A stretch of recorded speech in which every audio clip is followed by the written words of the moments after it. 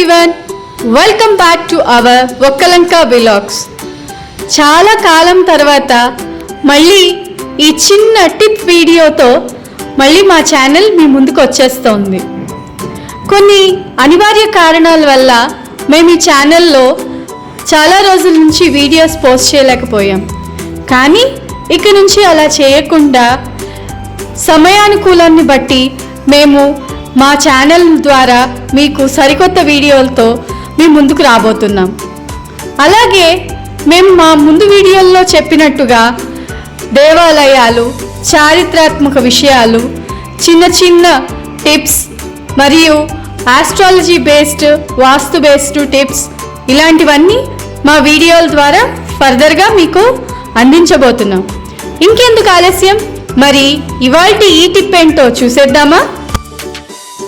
ఇవాళ మనం తెలుసుకోబోయే టిప్, ఇంట్లో చిన్నపిల్లలు ఉంటే సాధారణంగా వాళ్ళు చేసే పనులేంటి?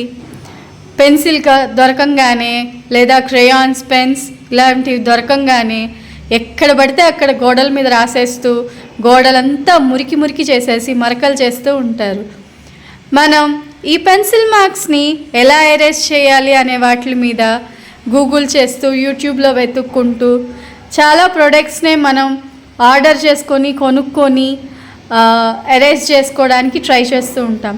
కానీ అలాంటివి ఏం అవసరం లేకుండా మన ఇంట్లో దొరికే ఈ చిన్న సాధనంతోనే మనం ఈ టిప్ని ఫాలో అయితే మనం చాలా సులువుగా ఎలాంటి మార్క్స్ లేకుండా గోడలు నీట్గా ఉండే విధంగా మనం ఈ పెన్సిల్ మార్క్స్ని తుడిపేసుకోవచ్చు.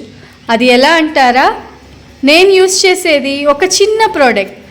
మన ఇంట్లో నిత్యం పొద్దున లేవంగానే మన పళ్ళని శుభ్రం చేసే ఈ కోల్గేట్ టూత్పేస్ట్. సో ఈ కోల్గేట్ టూత్పేస్ట్ని వాడి నేను ఇప్పుడు మీకు చూపించబోయే ఈ చిన్న పెన్సిల్ మార్క్ని తుడిపేస్తాను. ఎలా గోడను నీట్గా చేస్తానో ఇప్పుడు మీకు చూపిస్తాను. కొంచెంగా ఏదైనా బ్రష్, పాత బ్రష్తో కానీ లేదంటే డైరెక్ట్గా మీ చేతినే ఉపయోగించి కొంచెంగా మీరు ఈ కోల్గేట్ టూత్పేస్ట్ని తీసుకొని ఇలా పెన్సిల్ మార్క్ ఎక్కడైతే పడింది ఆ చోట కొంచెం సులువుగా ఉండేలాగా మార్కుని రబ్ చేస్తూ ఉండాలి. బ్రష్ అయినా యూస్ చేయొచ్చు. నేను బ్రష్ యూస్ చేయట్లేదండి, డైరెక్ట్గా నా చేత్తోనే నేను ఇది ఎరేజ్ చేస్తున్నాను.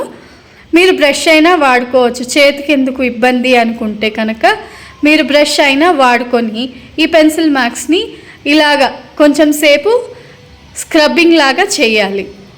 కొంచెం స్క్రబ్ చేస్తున్న తర్వాత మీకు తెలిసొస్తుంది ఆ మార్క్ అనేది శాంతంగా ఎరేజ్ అయిపోతూ ఉన్నట్టు మీకు ఐడియా వచ్చేస్తుంది.